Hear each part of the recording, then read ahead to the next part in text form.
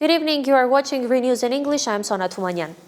Today, the Prime Minister of Armenia departed for Brussels on a working visit to meet with the President of the European Council, Antonio Costa, and the President of the European Commission, Ursula von der Leyen. The Prime Minister had met with the same group exactly 2 months ago in Tirana to discuss the importance of mutually accelerating the visa liberalization process. Prime Minister Pashinyan described the meeting as productive and noted that he had an extended conversation with the President of the European Council, Antonio Costa, and the President of the European Commission, Ursula von der Leyen. Let's also hear the reaction from the other two sides of the trilateral meeting. It is good to see you in Brussels again, dear Nicole Pashinyan. You have shown Armenia's deep commitment to peace and stability. Our ties are closer than ever. The European Union's resilience and growth plan is a strategic investment in Armenia's future. We highly appreciate Armenia's efforts to ensure stability in the South Caucasus, particularly its continued engagement in peace negotiations with Azerbaijan and its steps towards normalizing relations with Turkey. Reactions to the Pashinyan-Aliyev meeting are still fresh. 3 days after the meeting in Abu Dhabi, the President of Turkey had a phone conversation with the President of the United Arab Emirates, Sheikh Mohammed bin Zayed Al Nahyan, who this week hosted a nearly 4-hour meeting between the leaders of Armenia and Azerbaijan. Erdogan stated that Ankara is closely following the peace negotiations between Nikol Pashinyan and Ilham Aliyev and will continue to support efforts to ensure stability in South Caucasus. The Turkish president also spoke with his counterpart, the Sheikh, about the disarmament of the Öcalan-led Kurdish militants, asserting that this is an important step to completely eliminate terrorism from the agenda of Turkey and the entire region. Azerbaijan will soon begin supplying gas to Syria via Turkey. The agreement was reached during the visit of Syrian President Ahmed al-Shara to Baku. Aliyev received the head of Syria's transitional government. The president of Azerbaijan said that with the establishment of the new government in Syria, great opportunities have opened up to expand bilateral relations. Samvel Karapetyan, the founder of Tashir Group of Companies, who has been detained for 2 months, has submitted an application to open a new party in Armenia. It is about the new principal political force that will act on its own path. We will do it on our way, wrote Karapetyan. It was this very phrase that in essence had become the reason for his detention. He also stressed that they do not rule out cooperation with other political forces and aim to reject the black and white divisions. Dear compatriots, our very first rally confirmed the main fear of the authorities. Our people are confident that they are strong and they will not be broken by repressions.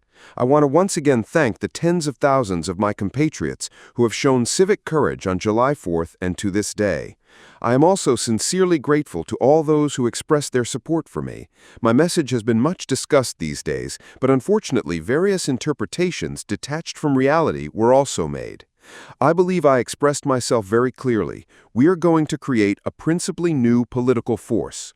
I have great respect for the political forces and figures who to this day have waged a real struggle against the policies of Nikolai Pashinyan's anti-national government. But we have our own vision for building a good future for Armenia, and we will go our own way, with our new team, not ruling out domestic political cooperation with like-minded people. We will try to unite our people around just and great goals.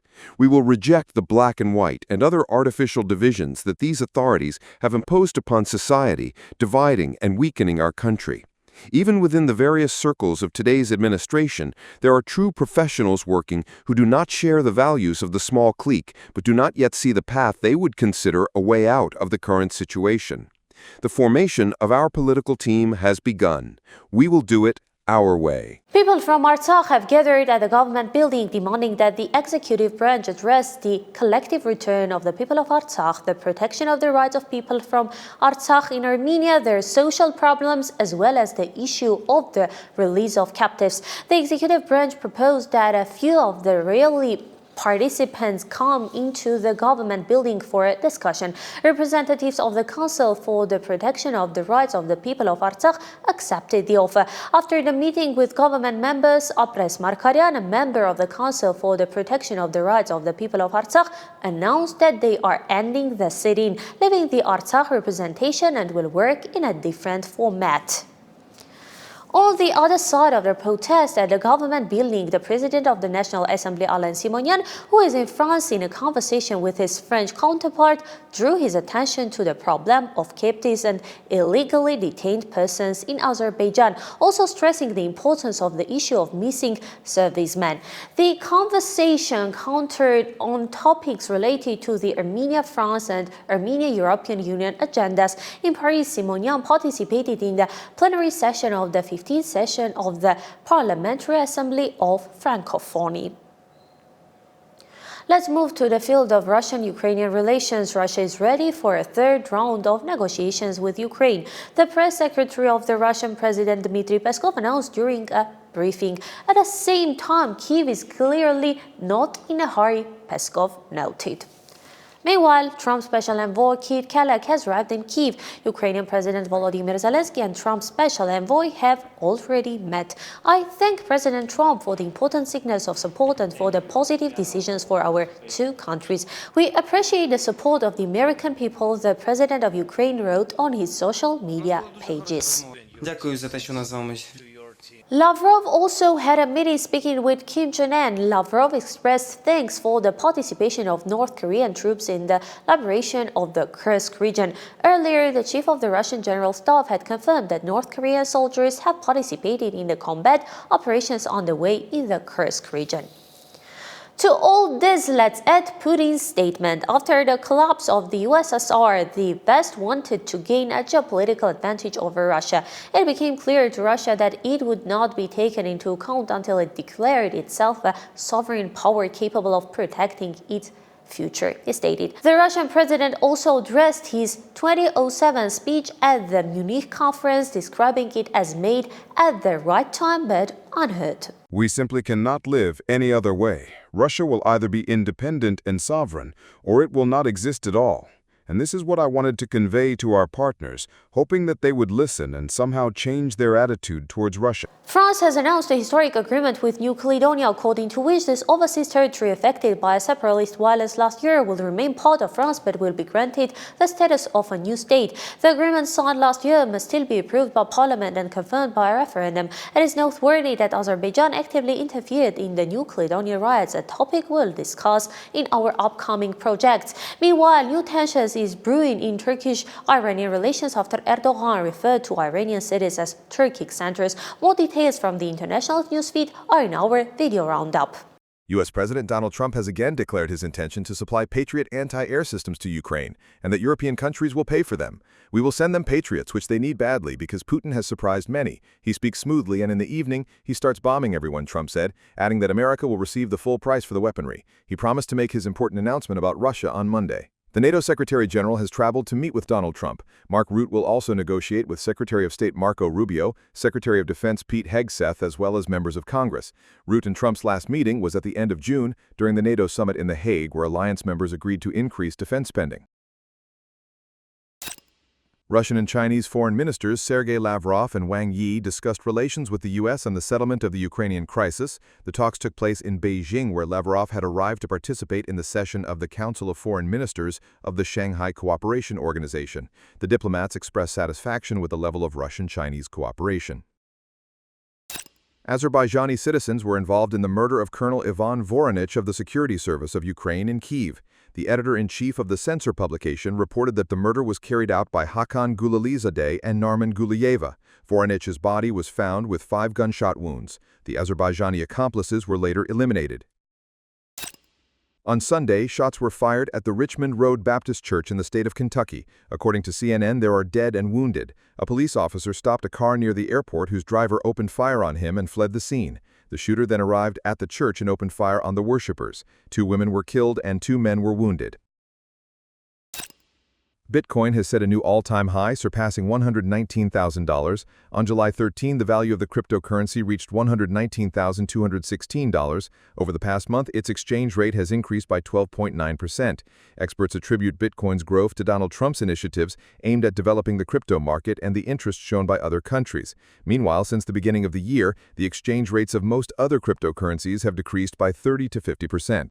A jewel of the Armenian culture, the Golden Apricot Film Festival kicked off yesterday. The festival opened with a simple incident, a film by one of the symbolic figures of Iranian cinema, Jafar Panahi. Last year, the director participated in the Golden Apricot for the first time after 40 years of house arrest and imprisonment. Among the stars of Iranian cinema, Amir Naderi and Oscar-winning Armenian actors Vache Tovmasyan and Karen Karagulyan are also on the list of the festival's special guests. My colleague Ani Hovanesyan has captured the Golden Apricot's opening in a single canvas. For 1 week, Yerevan has transformed into a cinematic capital. The Golden Apricot is a festival not just of films, but of emotions, encounters, and feelings. Walking the red carpet, unfurled in front of the cinema house, are Karen Karagulian and Vache Tovmasyan, who have also walked the red carpets at Cannes and the Oscars. Their film, Anora, won 5 Oscars and the Palme d'Or at Cannes last year. We talked about today maybe 2 or 3 years ago during filming. We said that day will come when we'll take Anora and go to the Golden Apricot. That's why we're so thrilled. To pay tribute to that immense interest, particularly the one connected to the film Anora, we decided to invite Karen Karagulian and Vache Tovmasyan and have Sean Baker join via video link.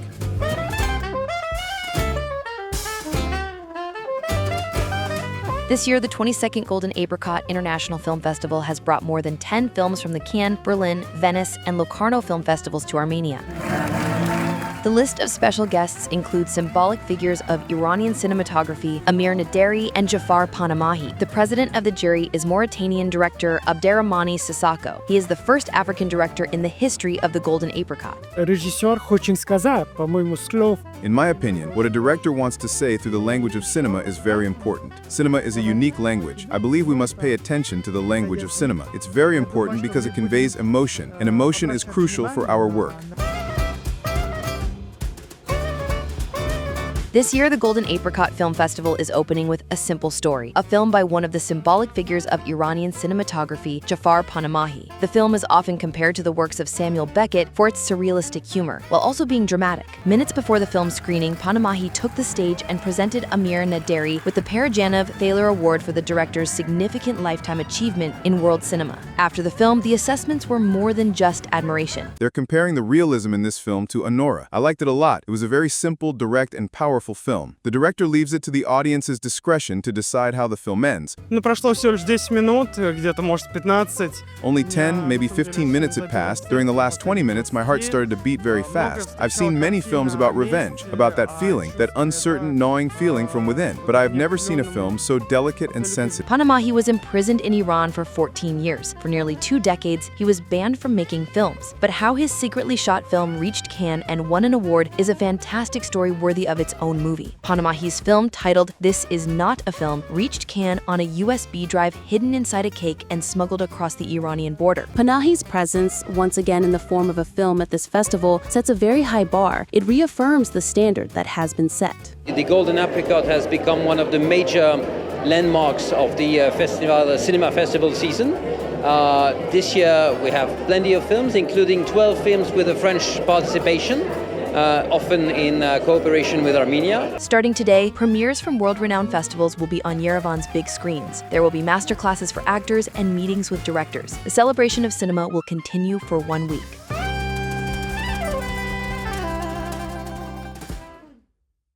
A continuous return to her roots, Kim Kardashian received a new book on the history of Armenia as a gift, which she then posted in the story section of her Instagram.